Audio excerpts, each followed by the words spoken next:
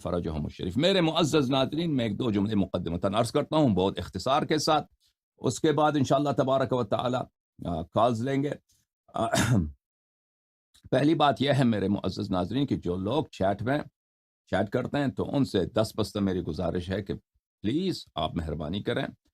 نہایت ادب کے ساتھ وہاں پہ چیٹ کیا کریں، ایسے کامنٹ نہ لکھیں جس میں کسی کا فائدہ نہیں ہے، بلکہ ہم سے لوگ خفا ہو جائیں اور ہم سے لوگ آزردہ ہو جائیں اور لوگ یہ کہیں کہ یہاں پہ چیٹ کرنے والے کتنے بدتمیز اور بے ادب اور گستاخ ہیں۔ بالخصوص ہمارے جو معزز مہمان یہاں پہ تشریف لاتے ہیں، کال کرتے ہیں،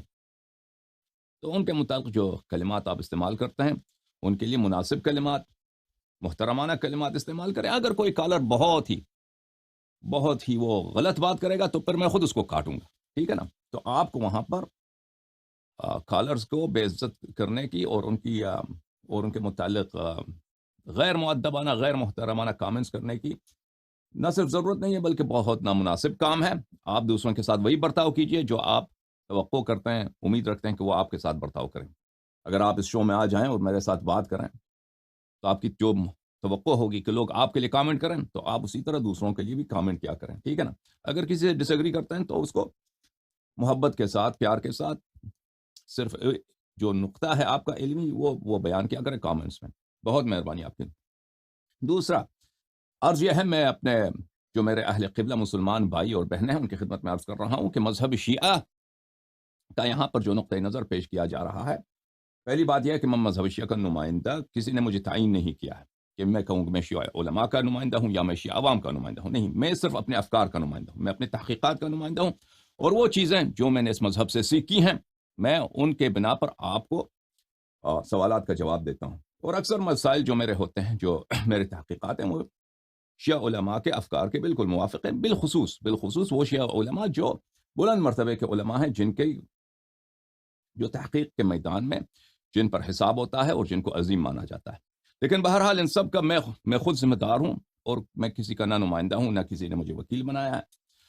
اور نہ میں شیعہ عوام کی سب شیعہ لوگوں کی نمائندگی کرتا ہوں، بہت سارے شیعہ میرے مخالف ہیں۔ یہ دوسری بات۔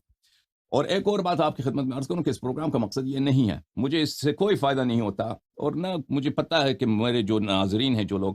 کبھی کبھار وہ بہت سارے کم سارے لوگ میری مدد کرتے ہیں مالی طور پر، جو شیعہ حضرات ہیں، اتنے زیادہ نہیں ہیں، نہ ان کی کوئی اس میں کوئی فائدہ ہے کہ یہاں پر ہم کسی کی توہین کریں، ٹھیک ہے نا؟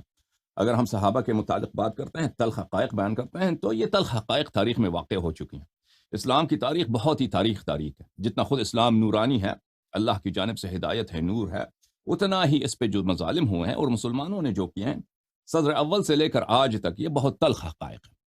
تلخ حقائق۔ تو اور تاریخ میں جھوٹ بھی بہت ہے،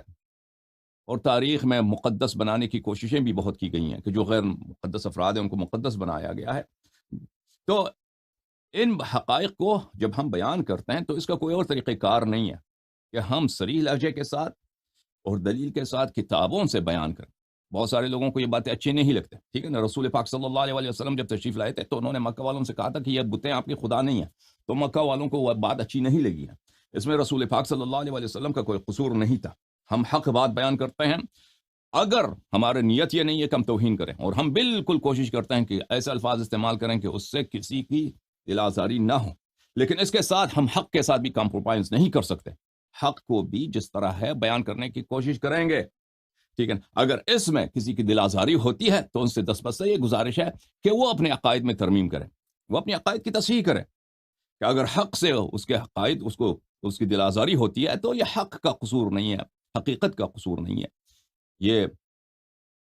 اسلام کا قصور نہیں ہے، اس کا اپنا ذاتی قصور ہے کہ اس نے ایسی باتوں سے دل لگی ہے اس کی جس سے جو حق کے ساتھ اس کی موافقت نہیں رکھتا۔